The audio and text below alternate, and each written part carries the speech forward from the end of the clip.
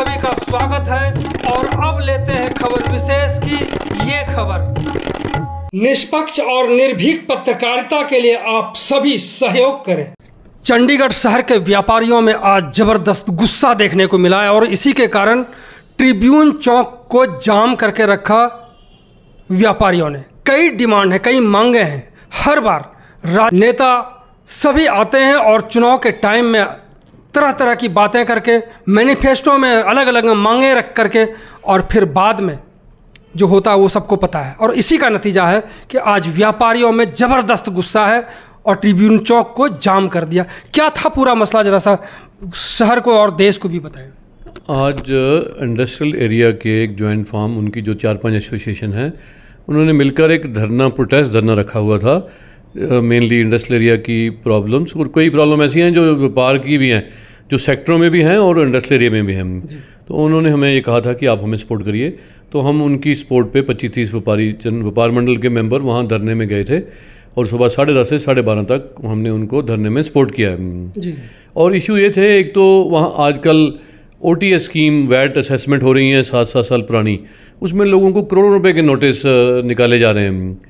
तो हमने ये कहा था कि एक पंजाब पैटर्न पे एक OTS one time settlement scheme निकाली जाए, जिसमें कुछ एमनेस्टी की जाए ताकि व्यापारी उसमें अपने उस स्कीम के अंडर कुछ पैसे उनको रियायत मिल जाएगी और कुछ वो दे दें ताकि वो केस हो जाए। और हमें भरोसा देने के बावजूद बड़े हाई ऑफिशियल्स और इवन गवर्नर साहब ने भी भरोसा दिया कि ये स्कीम जल्दी आ रही है, तो अभी तक कोई स्कीम नहीं आई। तो एक तो हमारा यही सब लोगों में विरोध था कि जो करोड़ों रुपए के नोटिस हैं ये वापस होने चाहिए। दूसरा, जो यहाँ के चंडीगढ़ के बिल्डिंग बाई लॉज हैं, ये 1955 के बने हुए हैं। पुराने बिल्डिंग बाई लॉज को चेंज करने की ज़रूरत है। वो भी काफ़ी कुछ हमने इनको बोला है। जैसे हम चाहते हैं कि जो प्रॉपर्टी है वो लीज होल्ड में ना होके फ्री होल्ड में बिके और पुरानी प्रॉपर्टी को भी फ्री होल्ड करने के लिए स्कीम आए। और एक MSME एक्ट है जो कि सेंट्रल गवर्नमेंट ने पास किया हुआ है, वो सारे शहर में लागू हो। जब एक सेंट्रल गवर्नमेंट ने ही पास कर दिया तो चंडीगढ़ सेंट्रल गवर्नमेंट के अंडर ही आता है। जब वो MSME एक्ट यहाँ लागू हो जाएगा तो यहाँ पर जो व्यापारी इंडस्ट्रियल एरिया में काम करते हैं तो उनको भी काम करने में कोई वायलेशन या मिसयूज नहीं माना जाएगा। इसी तरह हम चाहते हैं कि कुछ ये सेक्टरों में भी कुछ एक्स्ट्रा कवरेज दी जाए हमें, उसके रेट रीज़नेबल हों, एकदम बढ़ा दिए गए थे पिछली बार। और जो ये पेनल्टी वगैरह लगाते हैं जो मिसयूज़ की या वायलेशन की, बहुत ही इतनी ज़्यादा पेनल्टी लगती हैं कि लोग दे नहीं सकते।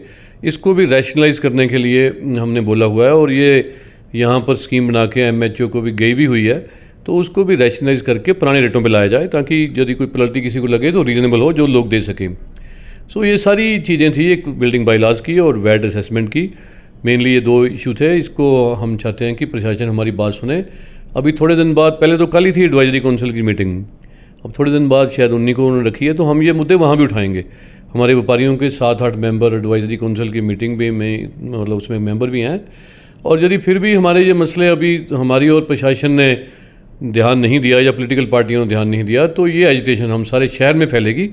और ऐसा हम विचार करेंगे कि सारा शहर बंद कराया जाए और इंडस्ट्रियल एरिया भी बंद हो, शहर ही बंद हो, ताकि इसका असर जो हमारी बात नहीं सुन रहे वहाँ तक ये बात पहुँचे। जिस तरह से आप लगातार मांगे करते आ रहे हैं कि हमें ये सुविधाएं मिले, ये चीज़ हो जाए, वायलेशन, फ्री होल्ड, ये सब कुछ जितनी मांगें हो रही उसके हिसाब से कभी हमने सुना था पहले कि 2 करोड़ का नोटिस भेजा, आज तो मुझे पता चला कि 13 करोड़ के भी नोटिस भेजे गए हैं प्रशासन की ओर से। ऐसे हैं जी, नोटिस तो 3-4 लाख से लेके कई करोड़ों तक, जैसे आपने कहा, लोगों को आए हुए हैं।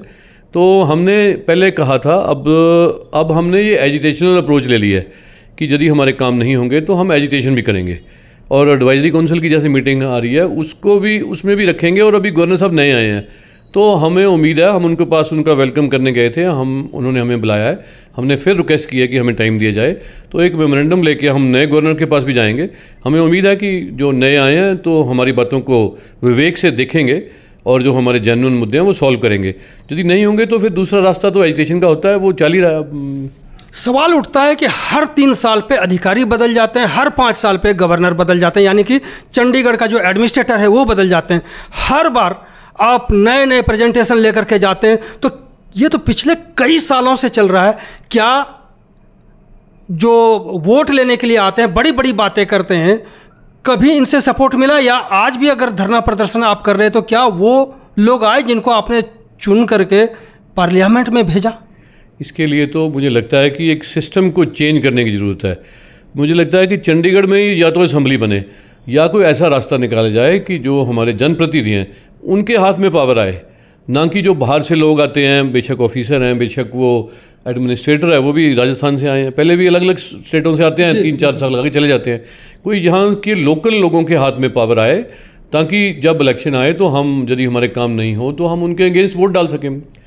तो इसके लिए कोई चाहिए कि कोई ऐसा सिस्टम, या तो असेंबली बने यहाँ पर, या कोई और इस तरह का सिस्टम लागू किया जाए कि यहाँ के लोग, जो लोकल लोग हैं, उनके हाथ में ये पावर हो, ताकि हमारे काम उनको ज़्यादा समझ आए, उन काम हमारे हो सके।